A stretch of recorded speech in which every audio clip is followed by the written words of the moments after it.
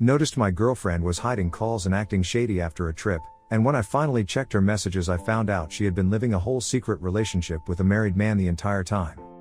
So I, 32M, have been in a relationship with my girlfriend, 32F, for 7 years now. We've had our ups and downs and have started to go to couples therapy, and we're still going, trying to figure out our relationship. We're both at a point of our lives where we've pressed the fuck it button and chase our dreams.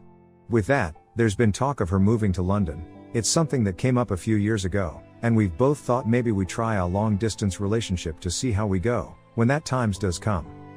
Basically in November she graduated uni and gifted herself a lil dance workshop in Africa for all her efforts in graduating, to which I've been there in some of her most hardest times. She left for the camp December and I went to go meet her there in Jan. And we had a lovely time and everything was okay, but things did feel a bit off, the usual things, someone constantly calling her phone, walking off to have chats, shady with messaging. I also told her that this person was calling and she said she'd call her back. To my surprise I did some digging and that her was actually a him. I'll call him K for now.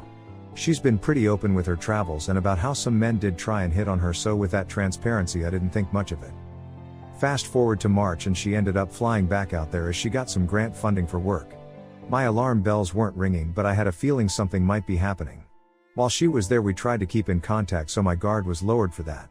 She came back different and somewhat disappointed as she had a very underwhelming experience. She felt lonely and somewhat mothering to some of her friends she made there. This morning, we woke up, she went to the toilet and I turned her phone alarm off, to which I saw the message from Kay saying how much he loved and missed her. Again the alarm bells went off. Not my proudest moment, but I needed some clarity because of this feeling of betrayal, a feeling I've had before with a previous girlfriend who slept with a dear friend of mine. So I went to her laptop while she was out and I saw these messages. A lot of messages and pictures between the two of their love and their long distance relationship. The funny thing is, she found out Kay has a wife and a daughter, and one of Kay's replies were about how he was mad at her for asking his friends if he was seeing other women, and how when she was there she felt like an afterthought as he didn't show up to things, give her attention or care that she was there. Which now makes sense why she felt lonely.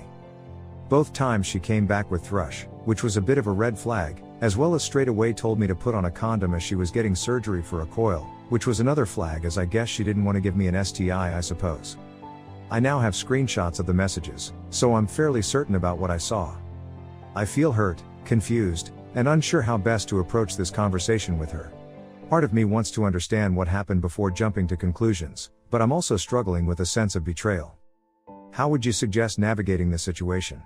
Has anyone dealt with something similar, and what approach helped you communicate effectively while still respecting your own boundaries? Edit. Thank you all for the comments. Sorry for the slow reply, had to shoot off for work but didn't expect to have so many comments. First off, I guess I didn't explain myself too well here. I know I'm going to leave her, knowing that I can never trust her again, as well as her lying to my face reassuring that nothing ever happened in her time in Africa is a no-go for me. She knew about my past relationship and my feelings on this, so I knew the moment I read these messages it confirmed everything, and I know I have to leave. I guess the advice I was wanting was to figure out how to end this all. I guess I need help with. How and when should I bring this up? Do I tell her I went through her phone after having the same feeling I had in my previous relationship? Do I tell her one of her African friend messaged me privately and said all this me? When should I bring this up? Tonight, or should I wait until Thursday as we have therapy? We have a complex friendship group as I'm really close with her brother and family, so I don't necessarily want to ruin my friendship with her brother. Should I tell her family what she did via message? Should I post this announcement on IG? It might look bad on my part to announce this, but I also don't want her to tarnish my name. I don't think she would, but with everything I've read from her exchanges I don't know what to think.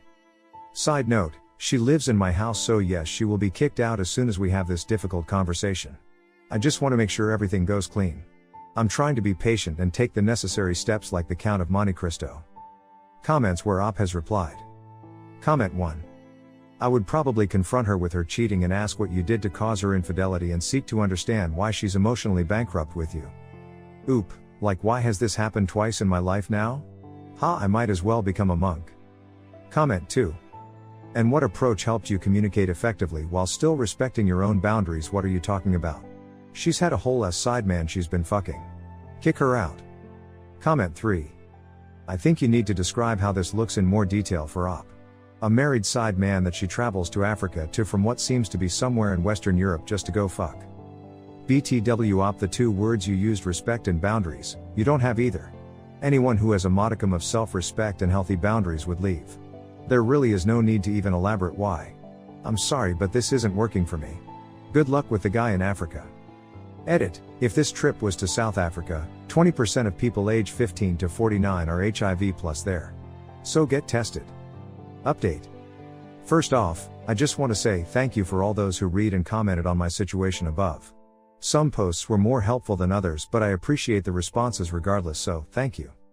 As for things now, they are a lot better, still barely sleeping, but I'm feeling more comfortable with myself and my situation.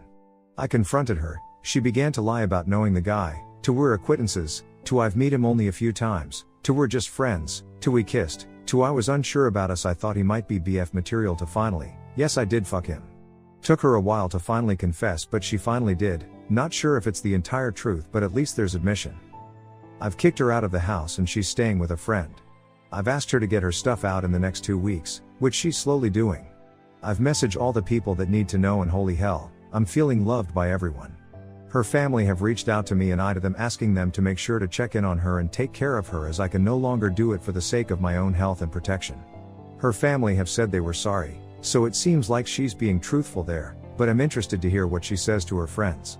I've told my friends the honest truth and they've showered me with love and hate for her. Oddly enough though, I don't feel too much hate this time round, more sorry and sad for her because of her actions. She's a look worse off now than where she was when we first met. I do think she's a good person who's made some bad decisions. She's been trying to calling me, which I haven't been picking up, and has been messaging me about house-related things, all peppered in with I feel like I'm missing a part of myself, I really miss you, I know you shouldn't feel sorry for me but, etc.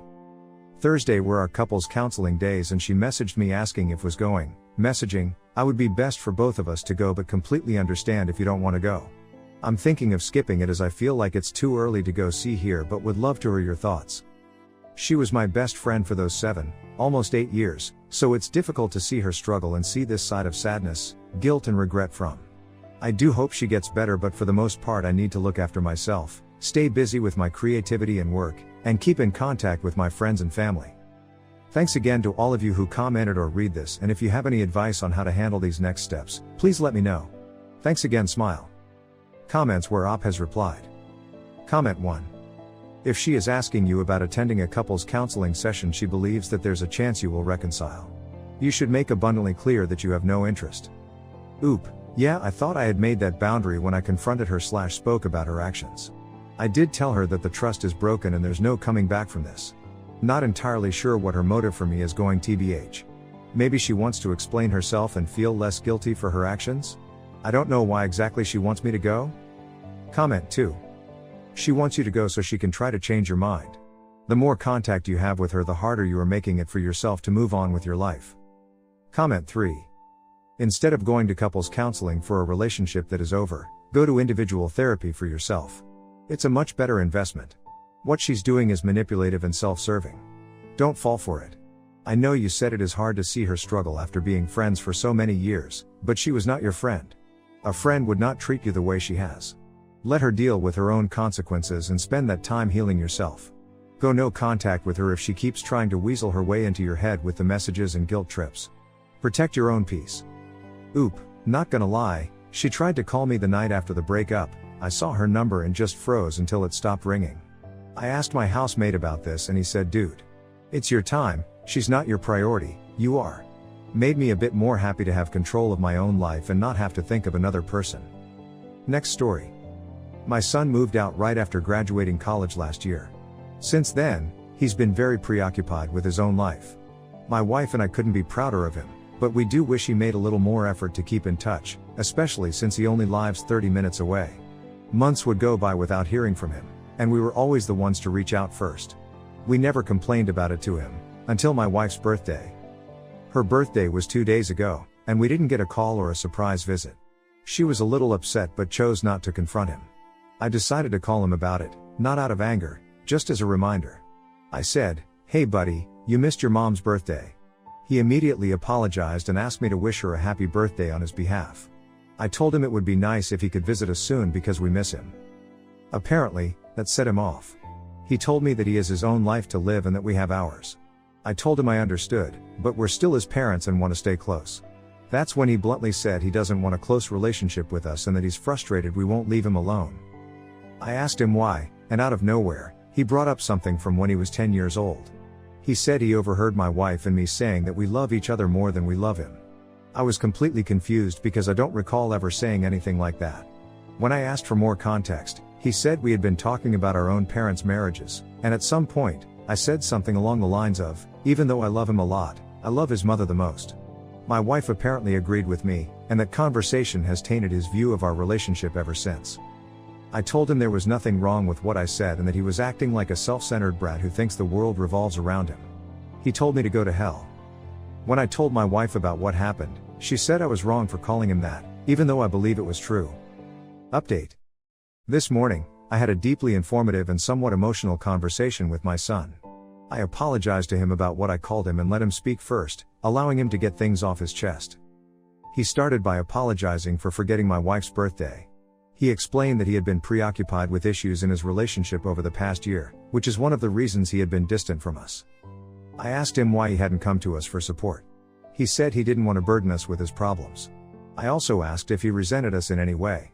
That's when he opened up about his feelings in more detail. He reassured me that we weren't bad parents.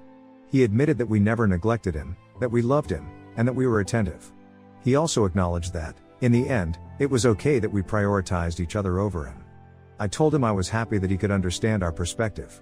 I reiterated what many people say, that children eventually leave the house, while the spouse stays. My son said that while it was okay for us to have put each other first, it was unfair for us to expect a close relationship with him now, to the point where we want frequent visits and calls. If parenting was just a temporary phase in our lives, then we should be grateful for whatever little attention he chooses to give us. He explained how his feelings had built up over time, affected by small things we did, even if we hadn't realized it.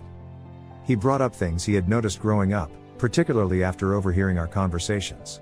He mentioned how we would always greet each other first when coming home from work, even when he was physically closer to us. He also said he felt he didn't get enough individual time with either of us, though he had attributed it to our busy schedules. Then, he shared his own perspective on parenting. He told me that when he starts his own family, he would strive to prioritize both his children and his spouse equally. I told him that, in practice, that approach wouldn't work, since children eventually move out and start their own families. But he responded by saying he wouldn't expect his hypothetical child to place him on equal footing with the new family they create. In his view, being a parent is a choice that the child has no say in, and that's why children should be equally important as a spouse, while also understanding that, as adults, they won't receive the same level of importance in return.